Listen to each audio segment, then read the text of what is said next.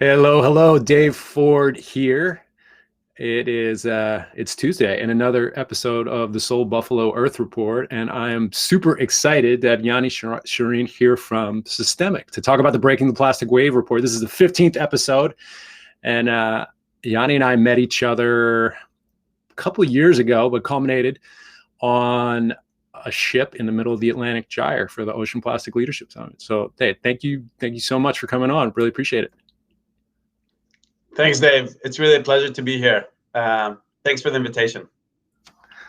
So why don't we, before we jump into Breaking the Plastic Wave, Breaking the Plastic Wave is a report that came out from Systemic and Pew Trust, and Yoni was very much at the sort of the cockpit of this really massive endeavor over the course of the last couple of years. But like, before we get into all that, how did you get into ocean plastics? Like, how did you get to where you are today? Thanks, Dave. I've been working on circular economy topics for many years now. Even before I joined Systemic, I was in McKinsey on circular economy topics and doing a lot of work with the Ellen MacArthur Foundation and others. But for me, ocean plastic really became a massive topic in my. I remember going to the beach of Indonesia and seeing a beach covered in plastic. I can see, 80 centimeters high. Children were playing on rubbish so high they probably didn't even know that there's sand underneath. Right? I remember the awful smell, and I remember the conversation, people's homes of the local village people.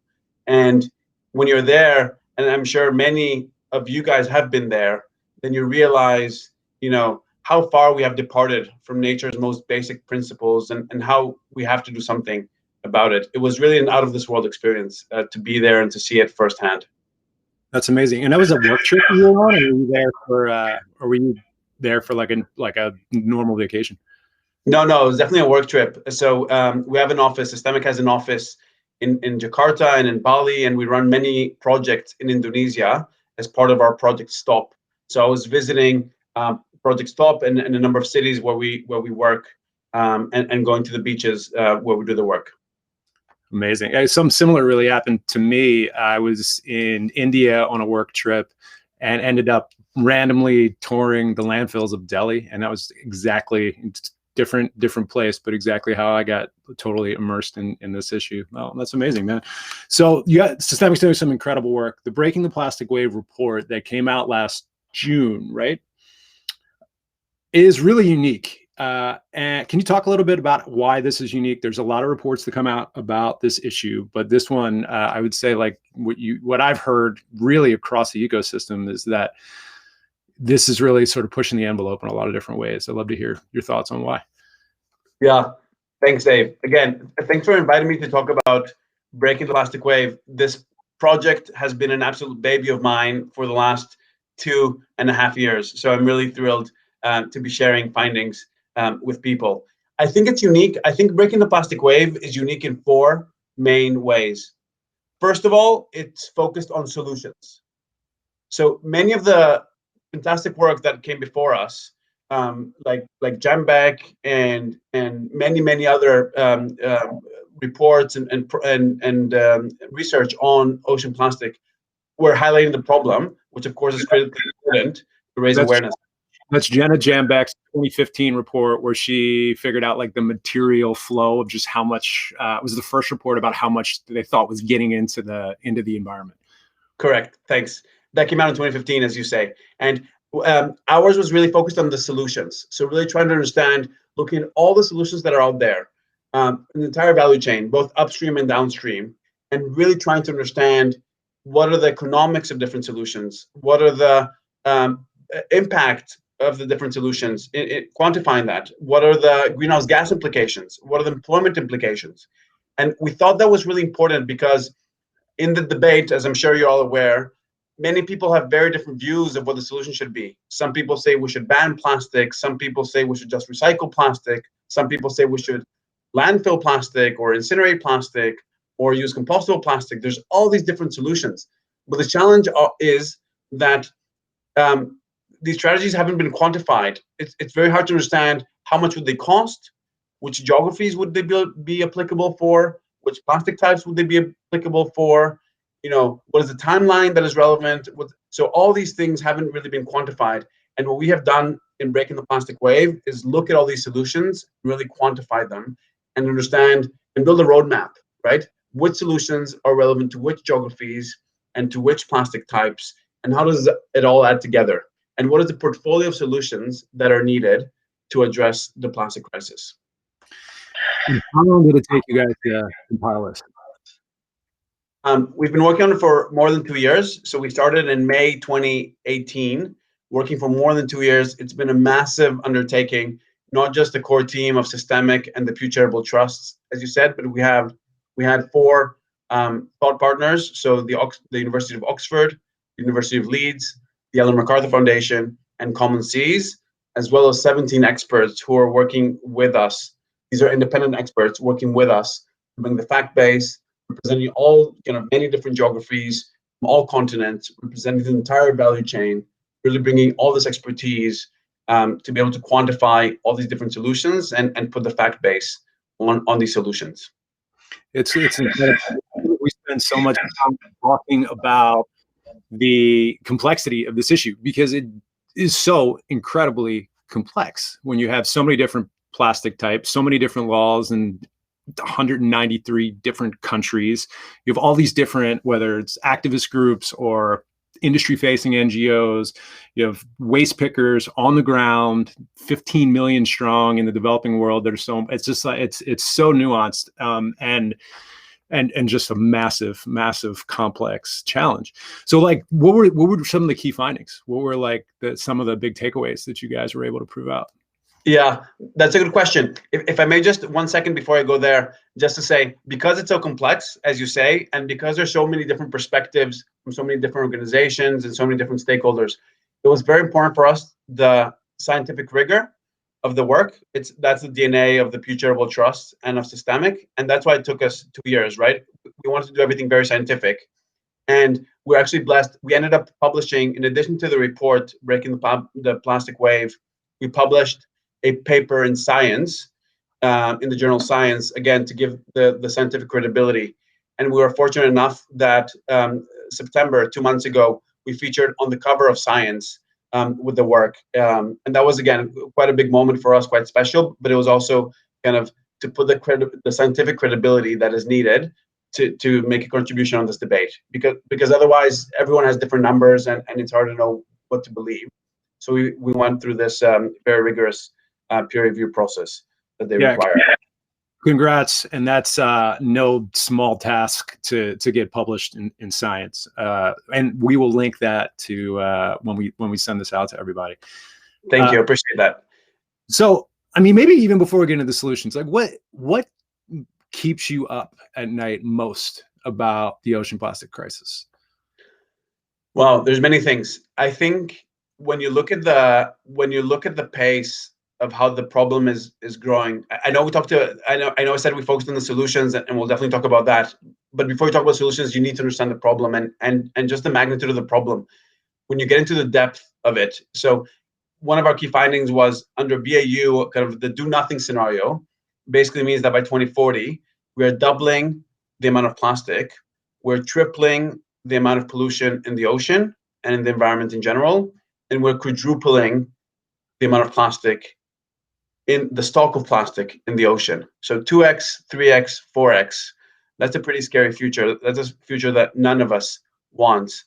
Just to put it in context, that would lead to 29 million tons of leakage to the ocean by 2040, which is equivalent to about 100 pounds of plastic per meter of shoreline in the world per year in 2040. These are numbers. It's hard to really understand them, right? But think about 100 pounds of plastic for every meter of shoreline. I remember the study that came out that was that recently that said basically we have enough plastic that's going into the ocean. I forget the exact stat, but to basically cover all of the shorelines like in a row. But this is 100 pounds of plastic on every meter. Wow, that's insane. Yeah, it's important to like real size these types of things. But we did this big, doing a lot of work on COVID and trying to figure out like how many masks are getting into the system and how can you communicate with how many masks are getting in this. It's like 129 billion masks a month. So essentially, like doing some complex math, we figured out that you could cover all of Switzerland with that 129 billion masks a month over the course of a year. If you like stitch them all together, you know, includes mountains and everything. You know, it's not. It's and that it's like how else can you get your head around? It's like the one garbage truck, full of plastic. A day, or sorry, a minute that goes into the. I mean, it's so important to make these things real. So, Indeed. so that's pretty insane. What else is keeping you up at night? I know there's a lot that luckily we all sleep a little bit at least. I mean, the other finding we had is we said, okay, we understand that if we do nothing, that's not good. But you can kind of say, well, duh, I kind of knew that already, right? So then we said, okay, great. There's all these governments and all these great organizations with a lot of action, right? We hear for the last few years, we've been hearing a lot about action and initiatives and commitments of all these companies and governments on this issue. And we said, well, that's great. Let's quantify that, right? Let's put together, you know, if you look at all the commitments that all these governments have been making and all these companies have been making, let's add it up and let's see how much that would help us. Because if doing nothing is not enough, well, what happens if all these commitments of all these companies and governments go through? How far does that take us? And what we found is that we would have a 7% reduction of leakage to the ocean if all of these commitments were implemented. And that's quite low. I mean, obviously 7%, it does have impact. The things that we're doing do have impact, but it just shows you how much we need to raise our ambition level so much more, and how we need so many more companies and governments to be involved than the ones that have made commitments until now, because it's just not enough, right? It's having an impact, but it's just not enough. And then so you extrapolate a lot of data around you mentioned it earlier around greenhouse gases and like the correlation between plastic and climate change. Yeah, we definitely looked at that. So kind of there's good news and bad news, if you will. Under BAU, if you look at the greenhouse gas impact and the climate change impact of plastic, then things are not looking great, right? Under BA, plastic is responsible for about 3% of global emissions, and that will go up to 19% of the permissible emissions under the Paris Agreement. So if we want to hit the Paris Agreement, not continue with the plastic BAU, because those things just don't go together, right? If you keep plastic BAU, then 19% of the emissions, of the emissions that you can do under Paris are basically gone for plastic, and that is obviously not sustainable. The good news is, if you do implement solutions, and we'll talk about solutions in a second, but we build this thing called the system change scenario, which is our understanding, together with the experts we worked with, our understanding of what a best case scenario looks like. That is ambitious but realistic in terms of if we implement all the known solutions, just focusing on known solutions. We don't require any kind of aliens coming from Mars with new technologies. Just based on known solutions, we can get a reduction of 80% of BAU leakage down. So we can improve the problem by 80%. And if you do those solutions, which I'll talk in a minute what those are, you also reduce greenhouse gas emissions. So there's not a trade-off between cleaning the ocean and climate change. Those things go hand in hand. If you implement the circular economy solutions and principles, then you can address both the pollution and climate change at the same time. And that was very good news.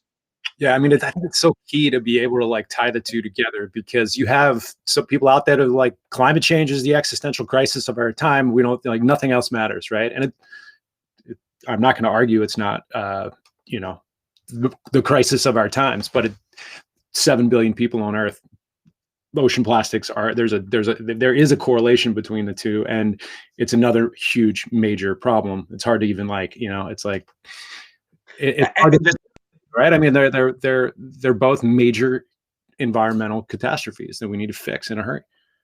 And they're fully related, right? Because of course, I won't argue climate change is the existential crisis, and of course that's the top priority that we should all be working on. But just to say, if we have a dead ocean, then we're never going to solve climate change, right? The ocean is such a fundamental ecosystem, such an important part in keeping the entire planet alive and breathing, and climate change. So if we have a dead ocean because of plastic pollution, then our climate change battle is also over. So those two are very, very much connected. They're not separate issues. They're part of the same. Absolutely. I love the way you articulated that too. Well, let's talk about solutions. What were some of the key findings that came out that you'd like to discuss? Yeah. First, I'd say there are no silver bullets, right? We looked at kind of, before we talked about the system change scenario, which is the scenario that we modeled kind of all the solutions. We first modeled a few scenarios that focused on a few solutions. So for example, we looked at the recycling scenario and we asked the model, what happens if we scale recycling as ambitiously as you can possibly imagine, including scaling up collection, scaling up design for recycling, scaling up mechanical recycling, scaling up chemical recycling, and taking all those things to the limits with supporting policy, EPR, improved technology, consumer behavior, really very generous scenario for recycling. And what we found is it definitely makes a dent, even a big dent, on plastic leakage, and the numbers definitely go down, but they pretty much flatten on today's numbers of leakage. They don't go all the way down, and that's just because the plastic waste is growing so fast, especially in the global south, that even if you scale things as quickly as you can, because scaling these things just takes a lot of time and a lot of money, it's hard to keep up with the pace of the problem. So that's just a simple way of saying we're not going to recycle our way out of this problem. I think many people have said that before me. What we do in this report is that we put numbers to that, and we really show that. Of course, now in the simplified version, folks who are interested can look in the report, but we show in numbers in very clear ways how we're not going to recycle our way out of the problem. And similarly, we try to say, okay, what happens if we just focused on bans and substitutions? And what happens if we scale those as ambitiously as you can possibly imagine, including banning all the single-use plastic in all these countries and substituting with all the known solutions, paper and compostables and other substitutes, and really pushing reuse models and refill models and dispenser models and all these great innovation that is happening.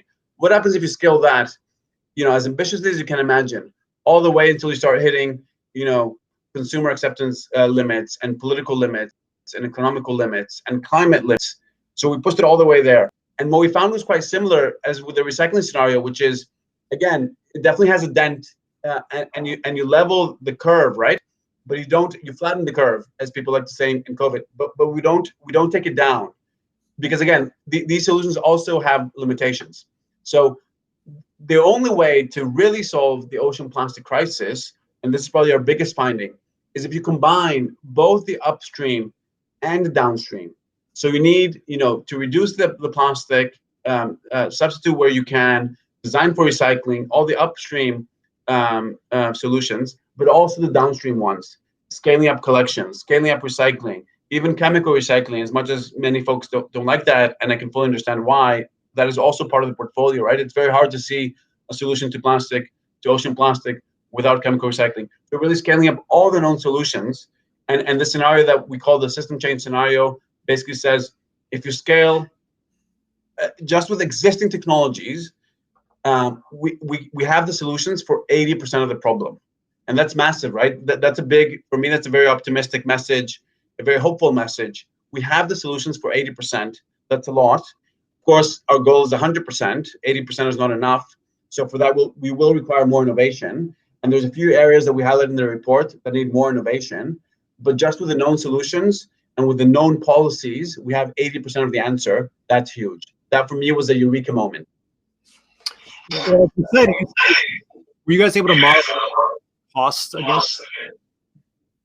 Yes, absolutely. It was an economic analysis at the basis, right? So without going too deep into the methodology, basically we constructed a system app which models the flows of plastic, the flows and stocks of plastic by geography and by plastic type, and what happens with different interventions. So what happens to those flows if you build more recycling capacity, or if you substitute plastic with paper, or if you reduce the amount of plastic in the system by going to other models. So we can model all these things. And then we overlaid it with a layer of economic data, basically looking at, and this is why it took us 2 years, right? Looking at what is the cost per ton of each of these activities in different parts of the world for different plastic types. So how much does it cost to collect a ton of plastic, to sort a ton of plastic, to recycle a ton of plastic, to landfill, to incinerate, all these different things in the system? What is the cost per ton by geography and by plastic type? Because of course it varies massively. And then you can overlay that economic data on the flow data to come up with a total cost up to the system. And how much is the cost to the private sector, to the public sector? Once you have all that data, you can have some really, really cool insights.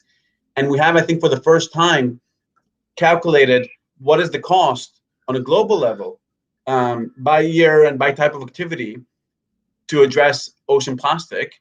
And we've also quantified the cost of the other scenarios. So basically, I have a tool, a model that can help us quantify the cost of different scenarios.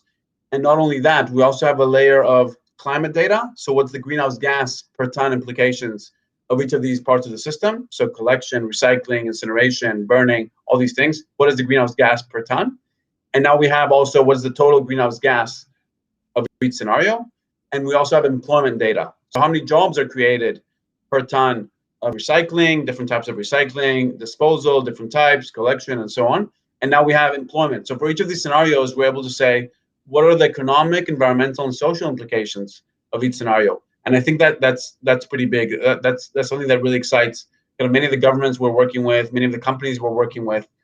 This insight is able to help them make decisions in ways that are kind of science-based and data-driven, in ways that they haven't been able to do so before. I think it's interesting that well, first of all, do you have the big number to report? Or is there a couple stages of what this big number is? Yes, depending what the big number is specifically. Again, if you look at leakage, 80% is the big number. So 80% is, and there's system change scenario, you have 80% reduction. If you're looking at cost, so again, there's different cuts. Kind of, I want to do justice, but kind of, are you talking about investment? Are you talking about ongoing costs? There's all but the system. I mean, there were some numbers that people were throwing around for years, and I want to sort of juxtapose that with what you guys came up with. So in terms of the investment number, which is a pretty interesting number, we're saying from an investment perspective, between now and 2040, the BAU scenario requires a total investment in the system of about $2.5 trillion. That's globally aggregate over 20 years, just on plastic, mainly on plastic infrastructure, mainly on production, on new capacity for production of virgin plastic. And we're saying that in the system change scenario, we think that number can go down quite significantly to $1.2 trillion over 20 years globally. And the main reason for that is we're saying the BAU scenario is building a lot of new virgin plastic capacity. In fact, just for the next 5 years, there have been $400 billion of commissioned plants being built in the world. And we're saying we actually think we have enough virgin plastic capacity for what we need to 2040. If we're able to shift, if we're able to scale recycling sufficiently, and if we're able to scale all these reuse and refill and dispensers models, kind of the reduction elements, and if we substitute plastic where it makes sense with other materials, then we don't think we need more virgin plastic capacity. And of course, we've quantified that, right? When I say we don't think, we have numbers behind all of this. Our model shows that we have almost enough virgin plastic capacity for the next 20 years. So we don't need to continue investing hundreds of billions of dollars into building more virgin capacity when we think we have enough. And the other big number on cost is, if you look at the public sector, right, governments, especially in the global south, and obviously they're struggling already to keep up with the challenge, and they're struggling to find funds to fund infrastructure.